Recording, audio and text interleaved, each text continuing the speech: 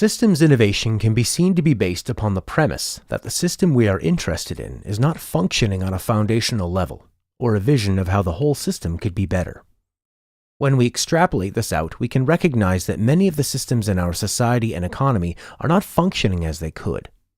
We often hear the word broken associated with healthcare or educational systems. There is widespread recognition to the unsustainability of many systems, such as how we do food production, to how we manufacture, retail, and use consumer goods. This leads us to the conclusion that maybe there's something not quite right about this whole set of systems that make up our economies. Once one comes to this insight, one is then invariably driven to make some inquiry about why and what might be done about it. A superficial inquiry would lead us to the conclusion that whoever is managing these systems is just doing a bad job, and if we could just replace those people and get the good guys in charge, then all would be fine again. But a more prolonged and sustained inquiry would lead us to question the structure of the system these actors are within. If we sustain our inquiry even farther, we may come to the recognition that how we design and manage these systems is, of course, a product of the models we hold about the way the world is, and more broadly, our processes of reasoning that go into the decisions we make. This is the conclusion that systems thinkers typically come to, that the way we organize our world is a product of the models that we use. And if there is something fundamentally dysfunctional with our organizations, then it is unlikely to be out there, but instead a product of our reasoning and modeling. The imbalances in the world are typically traced back to imbalances in our reasoning. The position that an excess of a particular mode of reasoning, called analytical reductionism, has resulted in an imbalance to how we understand, design, and manage our world. Indy Johar, serial co-founder of Social Ventures, describes this well when he says, "A lot of the economic and organizational model that we live in was born in the Enlightenment. And how it was born was we decided that we could understand the world by treating everything in vitro, putting in glass. We could understand the world by isolating science from art, understand chemistry from biology. We suddenly took the world and we could fragment everything out, and that world allowed us to perceive the world almost like it was infinite, because we could see everything through its definiteness, and that world has been amazing. It's allowed us to do incredible things, but actually what it's also started to do is bring into crisis issues like climate change, when none of the individual's in vitro analysis works, because actually it's all about the interactions. Suddenly, the cost of interactions, those things that we don't care about or aren't designed to care about, are coming back to haunt us." Systems thinking recognizes two broad and qualitatively different processes of reasoning that guide our decisions and the actions we take. What is called synthetic holism and analytical reductionism. It is important to understand these two modes of reasoning, as much of what is talked about in systems and complexity theory follow from them. Analytical reductionism is a process of reasoning where we try to understand something by removing it from its environment, decomposing it into individual parts, studying the properties of those parts, and then putting them back together, so as to derive an account of the whole as some combination of these individual building blocks. It is based upon the assumption that the system is nothing more than the sum of its parts, and that the system is relatively closed. In contrast, synthetic holism is a process of reasoning where we try to understand something by looking at it in relation to the whole system or environment that it forms part of, its interaction with other systems, and how it is shaped by those interactions and the overall context. For example, given the job of trying to understand a tree in a forest, each method would take a different approach that would lead to a very different vision of the tree. Whereas reductionism would isolate one tree and study its internal components while assuming all other trees are similar to that, and that the forest is just an additive summation of all those similar trees. Synthetic holism would look at the whole forest and try to understand why the tree is the way it is because of its interaction with other creatures and the whole system. It would see each tree as different because it was shaped by its local nexus of interactions.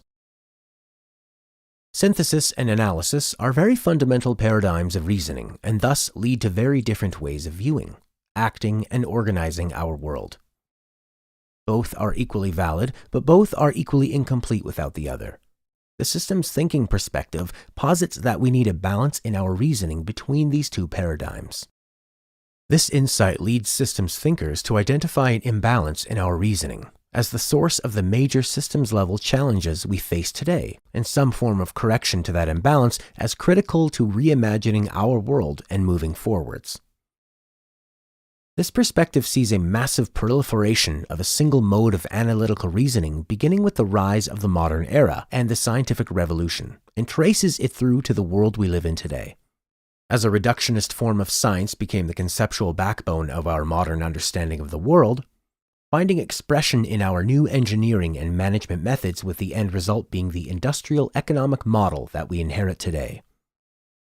For systems thinkers, the fundamental issue that we face today is not any of the problems we usually think of. It is instead traced back to an overdependence and excess of a particular analytical vision of the world. From this perspective, a transformation beyond the current industrial model needs to start with a rebalancing of our way of thinking, incorporating synthetic holism as an equally valid mode of reasoning, to counterbalance the excesses of a reductionist approach. With analysis, we perform differentiation, which means looking at the difference between things. We break systems down, we divide them up, and look at what makes them separate. The result is that we end up in a world of little atomic units.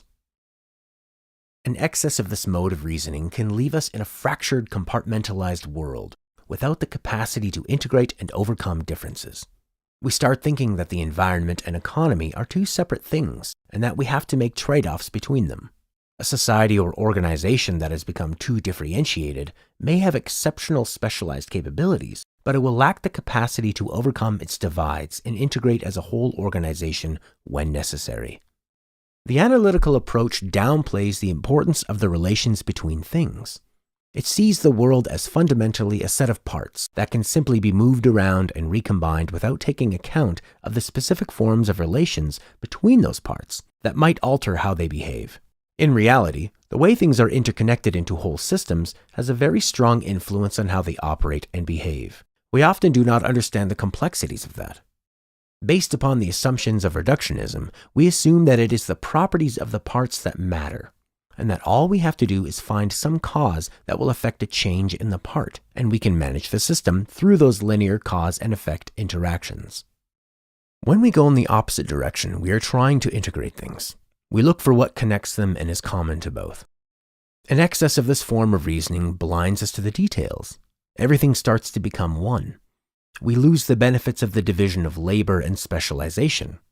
In our organization or society, the parts start to become subordinate to the whole and become homogeneous, lacking individuality.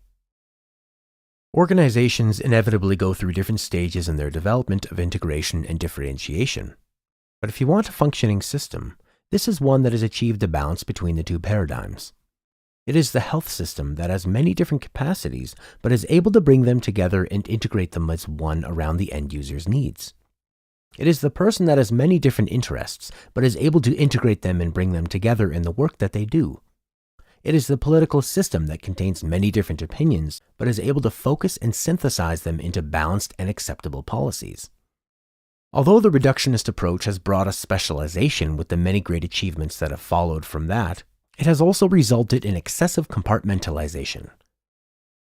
If we look at the issues we face with many of our systems today, from health to governance to finance, we will see that they have become overbearingly fractured, compartmentalized, and complicated, rendering them inert in the face of much-needed change. This is a consequence of reductionism. The solution to that is integration, connecting horizontally across those subsystems to integrate them into a whole. That is a very different dynamic to what we have been doing for the past centuries, and it requires a different mode of thinking, systems thinking, to look at how the parts interconnect into a whole.